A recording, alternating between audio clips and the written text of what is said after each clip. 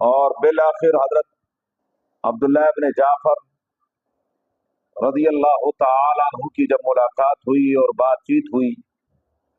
اس میں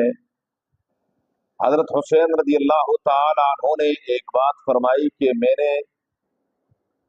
آپ صلی اللہ علیہ وآلہ وسلم کو خواب میں دیکھا ہے،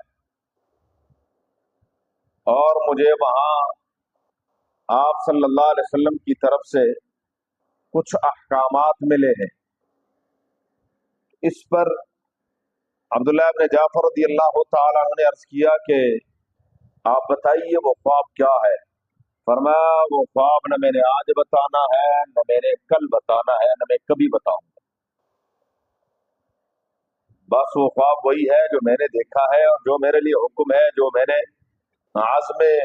مصمم ارادہ کر لیا ہے، عزم کر لیا ہے، لہذا